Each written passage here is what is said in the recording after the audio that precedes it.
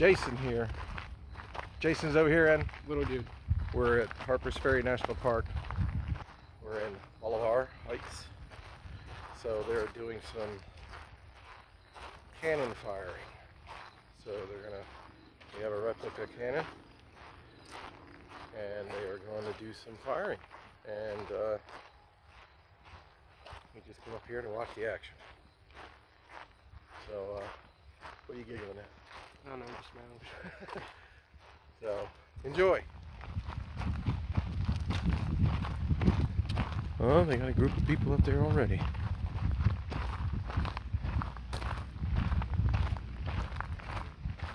Well, they got several cannon up here. Yoo-hoo!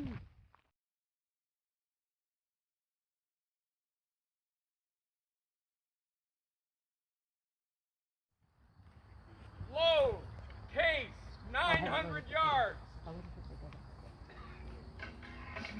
This is a rifled cannon capable of shooting over 2,000 yards.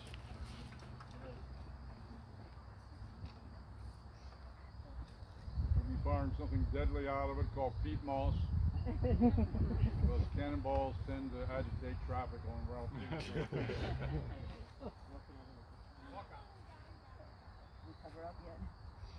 We'll tell you, when you hear the word ready, that's time to cover up. Oh, okay. I'll give you a warning. Okay. And as I will.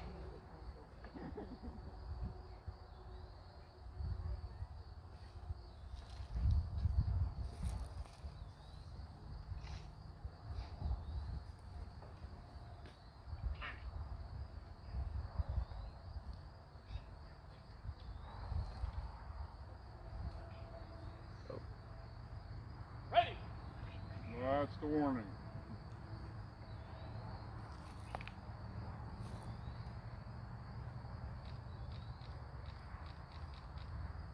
Fire. Whoa. I felt that. I got it. It was in the.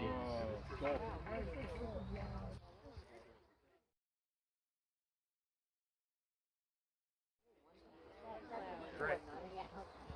All right, welcome to the anniversary weekend here. I've been up here doing these talks. I'm a retired history teacher, still doing history for some reason. So we started here in the late 80s. We started actually up at Antietam, performing there, and then we grew on. We got a cannon, and then we started doing shows in both parks, and kind of been doing that ever since in the parks. And so we're going to talk a little bit about what these cannons, how they operate, what they shoot. So just a brief history of the history. The Confederate Army has plans. I'm not going to. There's no more bang. Till the end. Say. Till the end. Fire a gun, there's a powder sack in there. And that powder sack, remains of it, is still in the barrel. So if I go and load on top of a burning powder sack, number one dies. All right, he doesn't want to do that, okay, for some reason. All right, so you got to put out the embers inside. So in time, between each round, he will swab inside the barrel.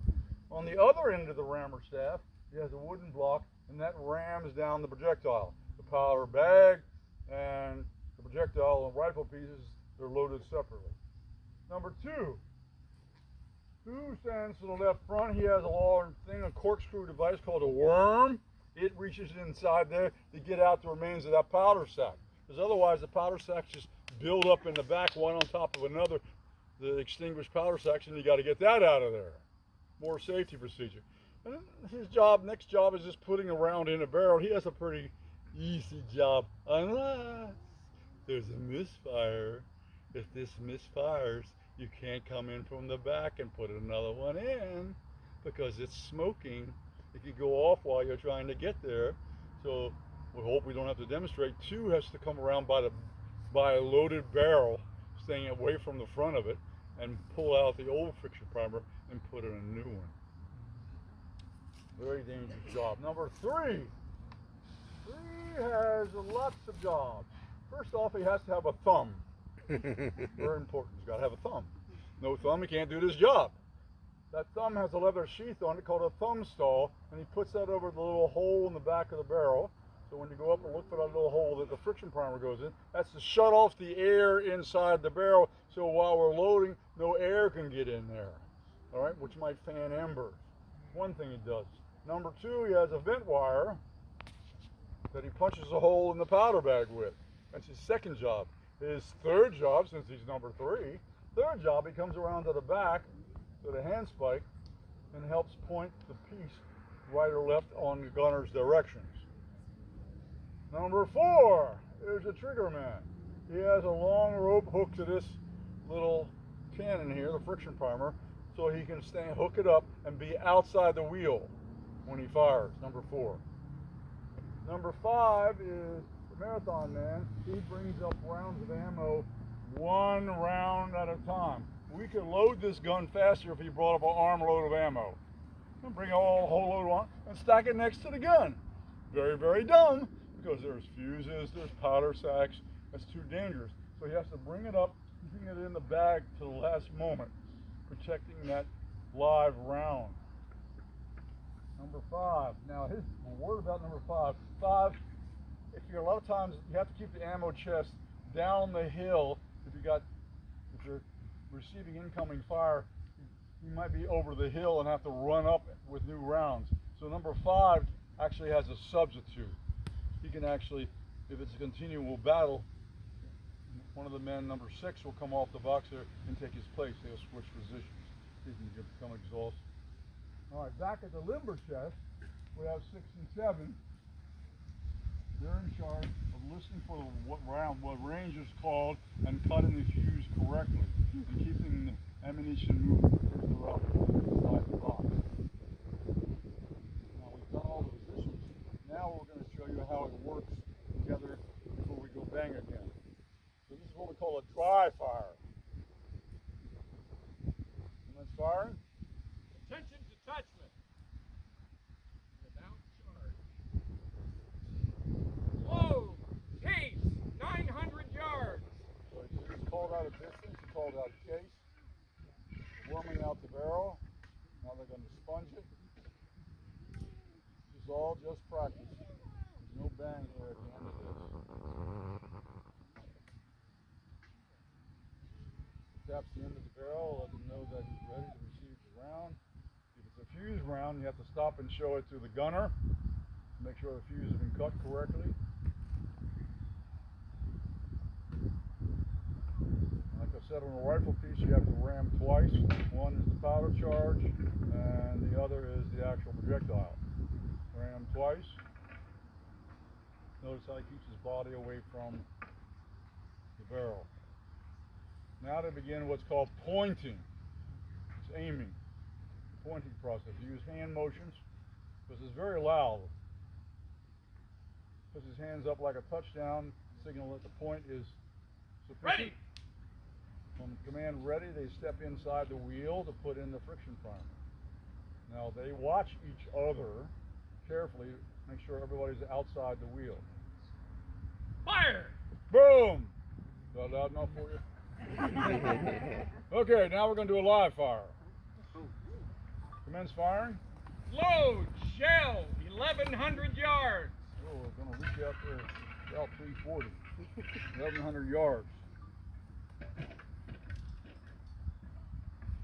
We package the live round in aluminum foil. We don't use cloth, as they did, again for safety reasons. And it also disintegrates pretty well when it comes out, so we can clean up easily. We have to make that compromise for safety. So this is not a toy. Black powder is very dangerous when it's handled correctly. Now they're putting in what looks like a submarine sandwich. Powder charge.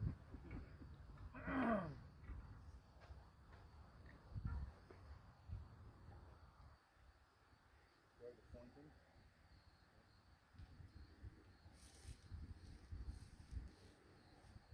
Ready. That's your magic word. Ready.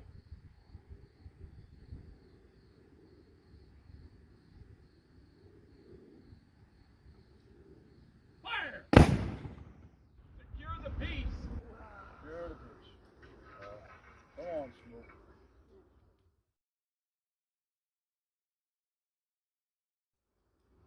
smoke creates what's called fog of war, because you can imagine when you have hundreds of guns going off and muskets going off, this constant cloud of smoke, making it difficult to aim, right? It also gives away your position to the other side.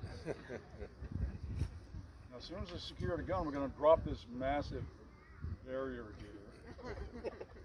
It's restraining you, and you can go out and talk to the men up close. Gun secure? Piece is secure. Gun is secure. Come on forward, folks. Well, we're leaving. Good times. Did you enjoy it? Yeah, I did. You remember it being that loud before? I believe so, yeah. Yeah, it was pretty loud. I don't remember being that loud or that concussion, but that was cool. Talked to a few of the gentlemen afterwards. Good times. We'll see you later. This is Jason over here, and Little dude, please like and subscribe. see ya.